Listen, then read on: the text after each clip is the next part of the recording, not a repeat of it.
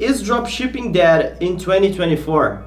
Every single year there is someone that says that, oh, dropshipping is dead, dropshipping is not profitable anymore, don't do dropshipping. And do you want to know the truth? Dropshipping is still alive and dropshipping will always be alive. Because dropshipping is a business model, so it will never be dead. People that say that dropshipping is dead or dropshipping is not profitable probably don't work with dropshipping. So the answer is no, dropshipping is not dead and it's still very profitable. But of course, you need to know what you're doing. Dropshipping is not the way that you used to do in 2019. No, it's completely different nowadays.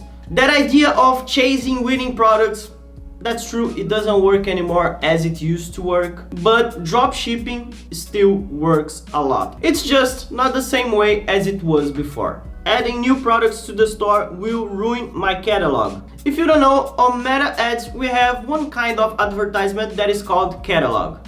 And to summarize, how does it work? The Facebook catalog is gonna get all the products that you have on the store, or a collection that you select. You can choose that if you want all the products that you have, or you can choose specific collections to create a catalog. It's gonna get all the products, and the catalog ads are gonna be shown to other people by the intelligence of Facebook. So different people will see different products, and Facebook will decide what kind of product they're gonna show to each kind of people. So the catalog depends a lot on the intelligence of Meta Ads. So you need to optimize your catalog and then it's gonna perform outstanding. But the thing is, if I add new products to my store, will it disturb my catalog? And the answer is yes. Actually, it depends on how many products you add to your store. If you add a lot of products in a row, it's gonna disturb your catalog. Your catalog is gonna get lost. Yes, it can lose optimization. But there is a right way to add products to your store,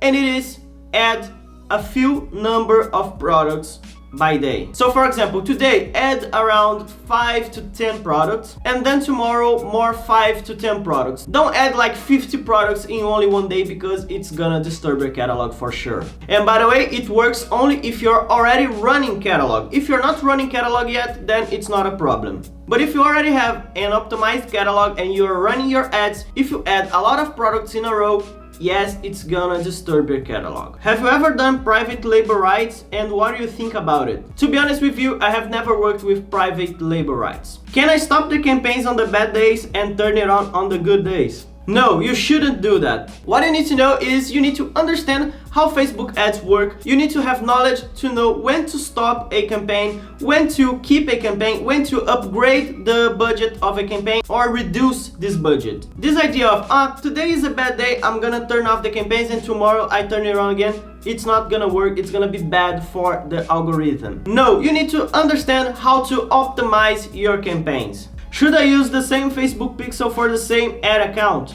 The answer is no. What you should do is each ad account that you have, you use a different pixel. And if you run catalog, you put all those pixels from all the different ad accounts, you're gonna install those pixels on your catalog. But talking about ad account, don't use different pixels for the same ad account. Each of them is gonna have their own pixel. How many products do you recommend to me to start my store? I recommend to you, if you have a niche to store, 40 products for each collection. But of course, they must be 40 good products for each collection. If you're just putting products there just to increase the number of products that you have on the store, it doesn't worth it. It's better have less products and good products than a lot of products and some of them are good, some of them are bad. It's not worth it. So my recommendation to you is 40 good products for each collection. If you can't find 40 good products for each collection, then add only the number of good products that you could find. Congrats, you're great.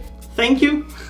How was your beginning in dropshipping? To be honest with you, my beginning in dropshipping was not easy at all. And I almost had $2,000 of loss in the beginning. And I don't hide it from anyone. I've thought about giving up many times, but thank God I have never given up. and now I'm here. So yeah, my beginning wasn't easy at all. It was very difficult. In the beginning, my store wasn't good. I didn't know much what to do on the ad part, but I was studying. I connected with a lot of experienced and good people in this market, and they helped me a lot. I learned a lot with them, and now I have a very good dropshipping operation. So the network that I have was very important to my growth, and it's very important that you have a good network. By the way, those are questions that subscribers asked me, so if you want to ask me a question, subscribe to this channel and leave a comment below. Leave a thumbs up and subscribe.